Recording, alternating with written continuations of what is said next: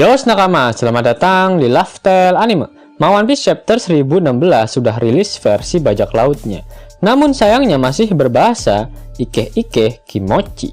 One Piece Chapter 1016 mendapatkan judul It's Otama, atau jika dilokalisasikan akan memiliki arti ini Otama.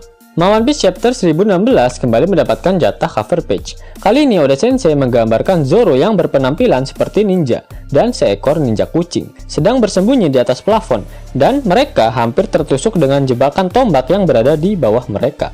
One Piece Chapter 1016 diawali dengan memperlihatkan kondisi festival api di ibu kota bunga.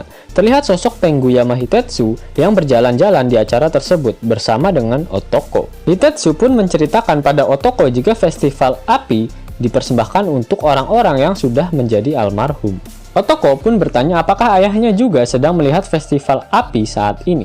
Hitetsu pun mengiyakan pertanyaan Otoko. Dia menjawab jika Yasuie pasti sedang melihat kita saat ini, begitu pula dengan masa depan dari negara Wano Kuni nantinya. Shin kemudian berpindah pada anggota CP0. Mereka sedang menganalisa pertempuran yang sedang terjadi di Onigashima. Jumlah pasukan di kubu Kaido saat ini berjumlah 24.000 orang melawan pasukan pemberontak yang berjumlah 3.000 orang. Namun karena para placers dan waiters yang ada di panggung utama kastil yang berjumlah 4.000 orang berubah haluan, maka saat ini jumlah pasukan Kaido hanya tinggal 20.000 orang saja, sedangkan pasukan aliansi bertambah menjadi 7.000 orang. Anggota CP0 sangat terkejut melihat situasi pertempuran ini yang semakin tidak dapat diprediksi. Mereka juga mendapatkan informasi jika Momonomesum terjatuh dari pulau Onigashima. Dan jika informasi ini disebarkan oleh para buzzernya Kaido, maka jalannya pertempuran akan kembali menguntungkan pihaknya Kaido. Shin kemudian berpindah ke posisi Bao Huang. Sebagai ketua buzzernya Kaido, dia bersiap untuk mengumumkan ke seluruh penjuru Onigashima mengenai jatuhnya Momonosuke dari atas pulau.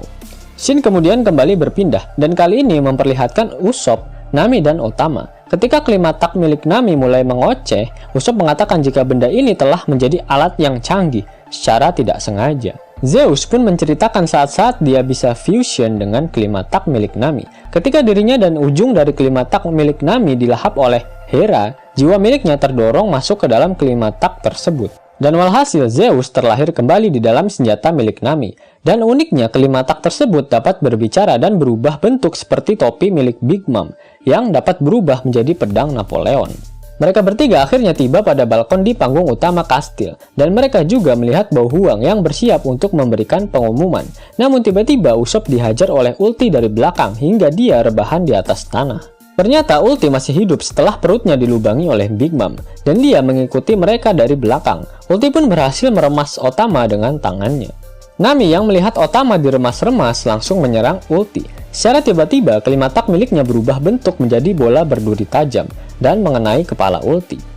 Zeus berkata meskipun kulitnya sangat keras, namun keadaan dalam tubuhnya saat ini sedang tidak karuan akibat terkena serangan dari Big Mom sebelumnya. Jika Nami dan Zeus menyerang ulti menggunakan petir sekali lagi, maka hal itu sudah cukup membuat ulti rebahan dengan tenang di atas tanah. Namun Nami belum bisa melakukan hal tersebut karena Otama masih berada di genggaman ulti. Namun Usopp dengan sigap mengeluarkan teknik Midoriboshi Sargasso pada ulti. Tanaman Usopp tumbuh di bawah ulti dan membuat ulti tanpa sadar melepaskan Otama dari tangannya.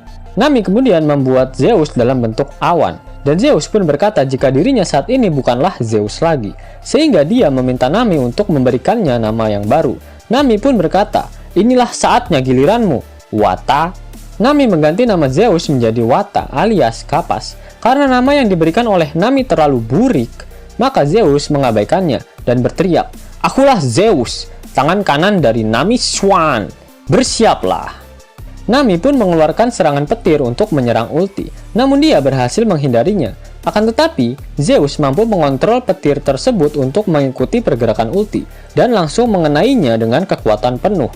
Dan walhasil ulti pun berhasil dikalahkan.